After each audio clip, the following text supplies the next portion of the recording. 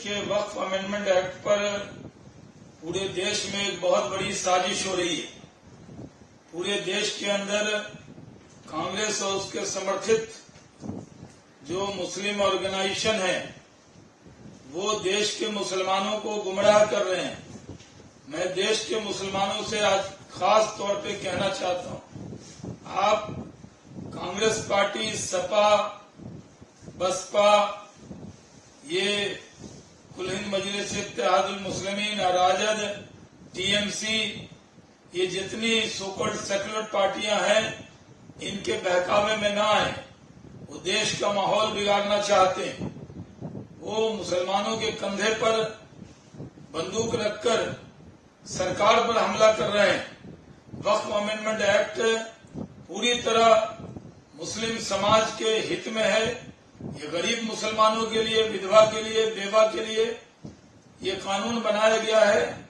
ये अच्छी नीयत से बनाया हुआ कानून प्रधानमंत्री नरेंद्र मोदी जी और सरकार के जरिए है, लेकिन पूरे देश के अंदर एक गहरी साजिश हो रही है कि वक्फ के नाम पर लोगों को भड़काया जाए।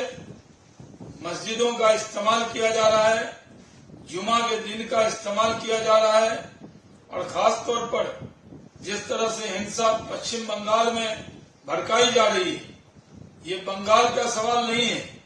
वो जानबूझकर बंगाल से ये आग लगाकर पूरे देश में ये आग लगाना चाहते हैं, और इसका कड़ा विरोध उन मुस्लिम समाज के गरीब लोगों को करना चाहिए जो वक्फ के हित में। वक्फ अमेंडमेंट एक्ट पूरी तरह वक्फ की जायदाद की हिफाजत के लिए 1 इंच जमीन भी, चाहे उसके अंदर मस्जिद हो, मदरसा हो, दरगाह हो, कब्रिस्तान हो, उसकी जमीन ली नहीं जाएगी। लेकिन पूरे मुल्क में जो जज्बाती नेता हैं मुस्लिम समाज के, वो तरह तरह से भड़काऊ बयान दे रहे हैं। जिन्होंने वक्फ अमेंडमेंट एक्ट को पढ़ा भी नहीं है, वो इस तरह का दुष्प्रचार कर रहे हैं, जैसा दुष्प्रचार सीएए के वक्त में, सिटीजनशिप अमेंडमेंट एक्ट के वक्त में पूरे मुसलमानों को भड़काया गया था कि आपकी नागरिकता ले ली जाएगी। लेकिन 2 साल से एक भी मुस्लिम की नागरिकता ली नहीं गई है। इसलिए पूरी ताकत से जो मुस्लिम समाज के समझदार लोग हैं, उनसे मेरी अपील है कि टीएमसी और ये कांग्रेस और इन लोगों के बहकावे में न आए, और सुख शांति से देश चल रहा है। सबका साथ, सबका विकास, सबका विश्वास है। प्रधानमंत्री नरेंद्र मोदी जी एक नजर, एक निगाह से सबको देख रहे हैं, और जो वक्फ बोर्ड के अंदर जमीन कब्जा करने वाले थे उनको झटका लगा है, उनको झटका दिया है।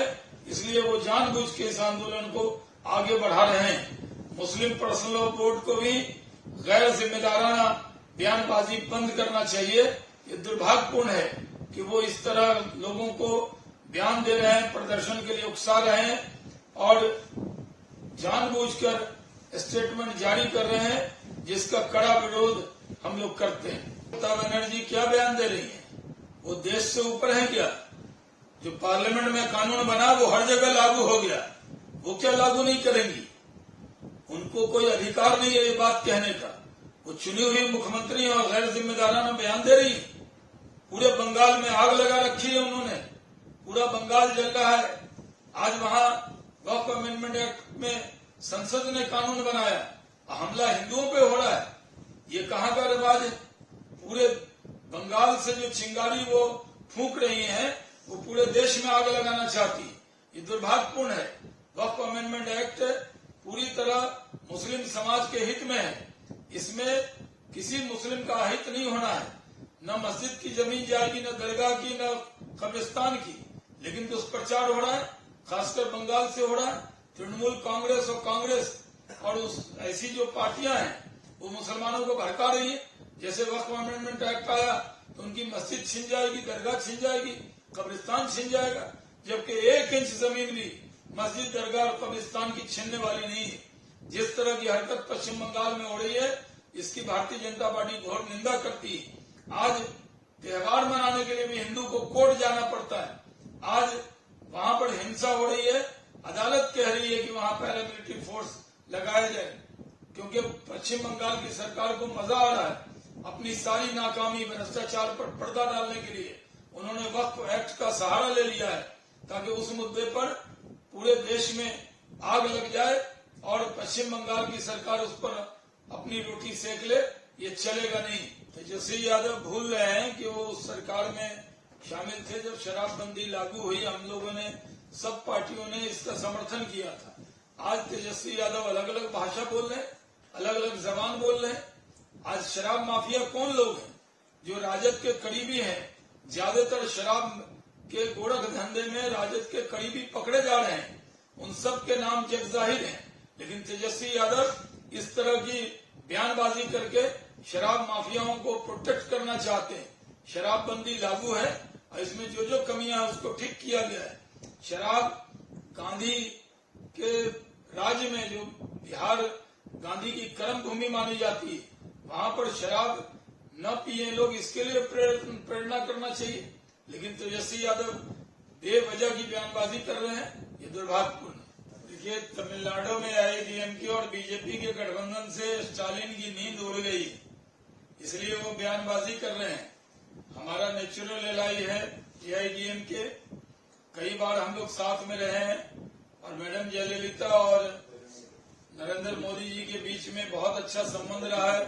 जब वो मुख्यमंत्री रहे तो उनके शपथ ग्रहण समारोह में भी जयललिता जी आई और एआईडीएमके के साथ हमने मिलकर बहुत साल काम किया है। फिर से हम साथ आए हैं और एकदम तय है कि तमिलनाडु में एआईडीएमके और बीजेपी की सरकार बननी तय है। इसलिए वहां जो डीएमके के लोग हैं उनमें बड़ी बेचैनी है। देखिए, नेशनल हेराल्ड में तो कार्रवाई होगी। आप कितने भी बड़े हों, ये सरकार न किसी को फंसाती है न किसी को बचाती है। अगर उसमें गड़बड़ी हुई है तो कार्रवाई तो ईडी करेगी। वीके न्यूज, राष्ट्र के नाम।